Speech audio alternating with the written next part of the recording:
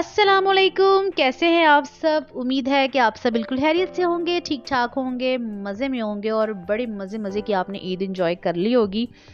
और होप्स हो कि मुझे मिस भी किया होगा, क्योंकि मुझे इंस्टाग्राम पे बहुत ज़्यादा डीएम्स भी आप लोगों के आते रहे हैं। बहुत से मोस्टली डीएम्स का मैंने आंसर भी किया है। थैंक यू सो मच मेरे उन सब्सक्राइबर के लिए जिन्होंने मुझे याद किया, और मुझे बड़ा अच्छा लगा कि वही वाकई जो लोग मुझे देखते हैं, चाहे वो एक है दो है, मुझे उनकी मैं सच में जो था, मैंने यूट्यूब चैनल जो था ना, वो अपने शौक़ और पैशन के लिए बनाया था, और इस सोच के साथ बनाया था कि ये मेरा दिल है करने का, तो मैं इसको करूँगी और दिल से करूँगी। और इस चीज़ को इसलिए नहीं करूँगी कि कितने लोग देख रहे हैं, क्योंकि हर चीज़ में कामयाबी का शौक़ हर इंसान को होता है। इसमें कोई शक नहीं है कि मैं ये नहीं कह सकती कि मुझे सब्सक्राइबर्स नहीं, दिल करता मुझे सब्सक्राइब करें, मेरी वीडियोस ना देखें, ऐसा बिल्कुल नहीं है। जब आप इसमें हाँ, जब आप इस चैनल को स्टार्ट लेते हैं और आपको यूट्यूब की जर्नी के बारे में सिर्फ़ एक पिक्चर वाज़िया होती है कि मुझे क्या करना है या मेरा पैशन क्या है, तो तब उस टाइम पे आपको लग रहा होता है। लेकिन जूँ-जूँ आप इस चीज़ में पुराने होते चले जाते हैं, वो गुज़रता चला जाता है, तो बिल्कुल आपके अंदर सब्सक्राइबर्स बढ़ने की चाहत, व्यूज़ बढ़ने की चाहत बहुत जल्दी से बढ़ती है। लेकिन कोई बात नहीं, अगर ये चाहत मुकम्मल जल्दी ना हो, तो कुछ चीज़ें शौक़ और खुशी के लिए भी कर ली जाती हैं। तो जी, ये तो मैंने आपको बता दिया कि मेरे यूट्यूब की जर्नी का स्टार्ट क्या था, और आप सबका थैंक यू भी मैंने कह दिया, जिन लोगों ने मुझे मिस किया, जिन लोगों ने मुझे डीएम्स किए इंस्टाग्राम पे कि आपका व्लॉग क्यों नहीं आ रहा, क्या वजह है। क्योंकि मैं जब मैंने व्लॉग क्विट हुए थे, जब मैं रमज़ान में, तो उससे पहले मैं रेगुलर व्लॉग्स जो थे अपलोड कर रही थी। इस वजह से पूछा सबने कि आपके रेगुलर व्लॉग्स आते आते क्यों नहीं आए।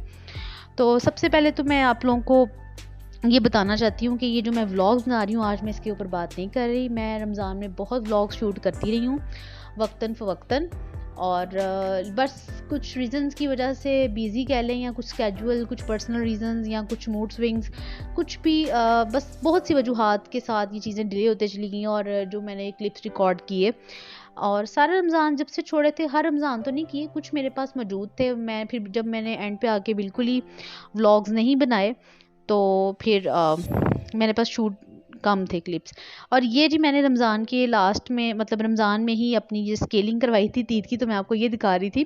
बल्कि मैं देख रही थी कि बड़े अच्छे लग रहे थे, वो पॉलिश और स्केलिंग हो जाए तो बड़ा फिट किस्म की लुक आ रही थी। तो मैं ये क्लिप भी, मैंने जब रमज़ान में अपनी स्केलिंग करवाई थी, तो ये मैंने शूट कर लिया था, तो ये मैं आपके साथ वो भी शेयर कर रही हूँ। तो जी, जिस रमज़ान के दौरान मेरी आपसे मुलाकात नहीं हो सकी, व्लॉग नहीं आए, तो उस रूटीन में बहुत कुछ हुआ मेरे साथ। बड़े-बड़े क्लिप्स हैं जिनके साथ मैं शेयर करूँ, लेकिन अगर मैं उसकी डिटेलिंग में जाऊँगी तो वो चीज़ अब बड़ी पुरानी हो जाएगी। तो फिर मैंने सोचा कि चलें, जो क्लिप्स मैंने रिकॉर्ड किए हैं वो भी मैं आपके साथ शेयर कर लूँ, और आपके साथ कुछ गपशप कर लूँ, और मैं बता दूँ कि आई एम बैक जी। और यही बताने के लिए मैंने व्लॉग जो थे वो शेयर कर ली, जो मैंने शूट किए हुए थे। और ये जो मैं व्लॉग शेयर कर रही आपके साथ देख रहे हैं आप, ये जो पीछा ड्रेस देख रहे थे, ये मेरी बड़ी नंद का था ड्रेस, उन्होंने ईद के लिए जो बनाया था। जब मैं रमज़ान में उनकी तरफ गई थी, तो उन्होंने मुझे दिखाया था कि वो ये ड्रेस था उनके पास, मतलब ये ड्रेस था जो उन्होंने पहना, तो बड़ा प्यारा लग रहा था। और मेरे थंबनेल पे जो पिक्चर मैंने आपके साथ शेयर की है, वो भी उनकी है, क्योंकि ये ड्रेस जो मैं आपको दिखा रही हूँ, ये ईद पर उन्होंने पहना था। बहुत प्यारा लग रहा था, माशाल्लाह माशाल्लाह, she is looking so beautiful. वो बहुत प्यारी लग रही थी, और शी वाज लुकिंग गॉर्जियस, बहुत खूबसूरत लग रही थी माशाल्लाह। और उनको ये कलर सूट भी बहुत किया था। तो लेकिन मेरे पास ये क्लिप मौजूद था जब वो स्टिच होने के लिए सूट गया था, और फिर मेरे पास, अब चूँकि ईद गुज़र गई और उन्होंने ईद पर पहन लिया, तो मैंने सोचा मैं आप लोगों के साथ पिक्चर भी शेयर कर देती हूँ। तो जी, बस ये एन्जॉयमेंट रमज़ान में काफ़ी होती रही, रोज़ों का बहुत मज़ा आया, प्यारी-प्यारी दुआएँ माँगने का हम सबको मौका मिला, एक बहुत सी इफ्तारियाँ फैमिली के साथ करने का भी मौका मिला, और बहुत एन्जॉय किया रमज़ान को, और खैरियत से ईद को भी। अब अल्लाह ताला ने हम सबको ये बाबरकत महीने का मौका दिया था कि हम मग़फ़िरत की दुआएँ कर सकें, अपने लिए जो-जो दुआएँ हम माँगना चाहते हैं वो कर सकें, और फैमिली के साथ ज़्यादा बैठ के इफ्तार पार्टीज़ भी एंजॉय कर सकें। लेकिन कोविड को ज़रूर माइंड में रखना चाहिए था, जो कि हमने रखा भी। और सोशल जो था, घूमना फिरना इस दफ़ा नहीं हो सका ईद पर, क्योंकि मोस्टली ऐसा होता था कि मैं और मेरे हस्बैंड, जब पिछले साल तो मेरे हस्बैंड चूँकि आउट ऑफ कंट्री में थे, तो वो तो ईद बिल्कुल ही डिफरेंट ईद थी। लेकिन इस बार ईद पे थे माशाल्लाह मेरे साथ, लेकिन कोविड की वजह से हमने ईद की सेलिब्रेशन डिफरेंट थी। वरना मैं और मेरे हस्बैंड के ईद को सेलिब्रेट करने का एक डिफरेंट ही तरीका होता था कि हम तीनों दिन जो थे वो प्लान करते थे।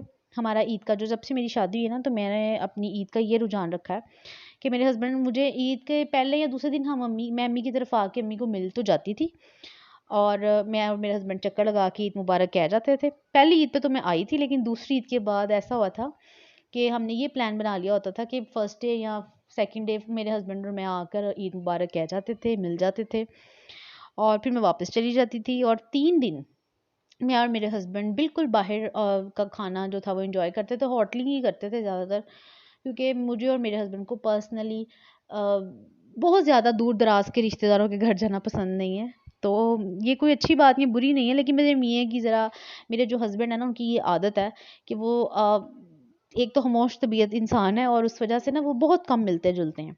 उन्हें बहुत ज़्यादा होता है ना कि आप कज़न्स के घर जा रहे हैं, रिश्तेदारों के, नहीं, बस मतलब मेरी अम्मी है तो अपने घर से मेरी अम्मी के घर तक बस इतना ही सफ़र तय कर पाते हैं। बहुत ज़्यादा दूर दराज का मिलना मिलाना नहीं है। तो बस इस दफ़ा कोविड की वजह से ईद की सेलिब्रेशन डिफरेंट थी, तो कोई बाहर आना जाना नहीं हो सका। इवन कि मैंने जो ड्रेस बनाए थे उनको भी पूरे ड्रेसेस पहनने का मौका नहीं मिला। मज़ीद आपके साथ व्लॉग शेयर करूँगी, चैनल को सब्सक्राइब करें, मिलूँगी नेक्स्ट व्लॉग में। अल्लाह हाफ़िज़।